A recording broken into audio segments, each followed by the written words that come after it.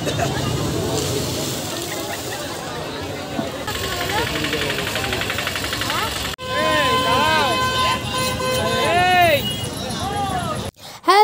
Everyone, welcome back to my channel. তো চলে এসছে আজকে একটা নতুন ব্লগ নিয়ে। জানি অনেক দিন পর ভিডিও ছাড়ছি, তো আজকের ব্লগটা হতে যাচ্ছে খুব মজাদার, কারণ এটা হচ্ছে তোমার দীঘা স্পেশাল ব্লগ। তো এই যে সকালবেলা বাসে করে চলে গেলাম দীঘা। তো পৌঁছাতে পৌঁছাতে প্রায় ওই 11টার মতো বেজে গেছিলো। তো দেখো গিয়েই চলে গেলাম বিচের সামনে, মানে হোটেলে জিনিসপত্র রেখে। তো তারপরে যেই বিচের সামনে গেলাম, তো দেখো এখানে পুরো জোয়ার এসেছিলো, কেউ নামতে পারছিল না জলে, কারণ হচ্ছে প্রচণ্ড ঢেউ ছিল। তো সবাই স্নান করার জন্য গিয়েছিল। তো এর এত মানে স্রোত দেখে এই দেখো অবস্থা, পুরো জল ছিটকে ছিটকে আসে। আমি স্নান করিনি, আমি পিছনে বসেছিলাম। আমি দেখো এই যে দেখো এরা স্নান করতে গেছে, ওই পাথরের ওখানেই বসে রয়েছে, ওখানেই জলের ঢেউ ছিটে ছিটে আসছে, ওতেই স্নান করছে। এই দেখো কত ভিড়, সবাই বসে রয়েছে এইভাবে।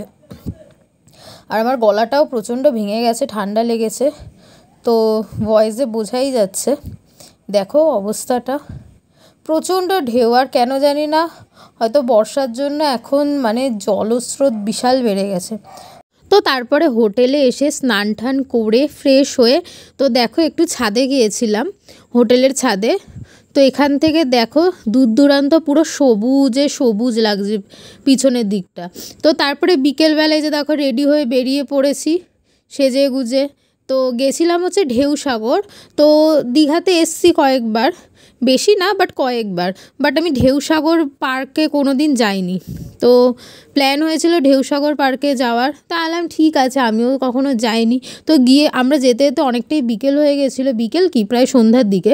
তো দেখো চারধারে সব লাইট জ্বলে গেছে, এবার লাইট জ্বলে যাওয়ার জন্যই বোধহয় পার্কটা আরও বেশি সুন্দর লাগছে। তো তারপরে এই যে দেখো সবাই প্রচুর আবার পিছন থেকে হাই করছে। তো তারপরে এই যে এখন পার্কের ভেতরে ঢুকছি।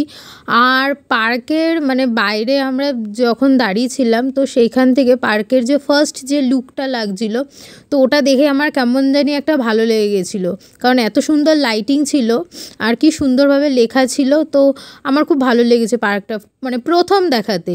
তো তারপরে এই যে ভেতরে ঢুকে গেলাম, দেখো এখানে ঢুকেই দেখলাম বাচ্চাদের জন্য কতগুলো মিকি মাউস রাখা।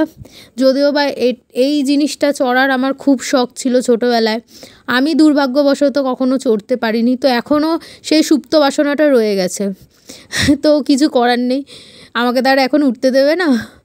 তো তারপরে এই যে দেখো ভিতরে ঢুকে গেলাম, দেখলাম ছোট্ট একটা আইফেল টাওয়ার।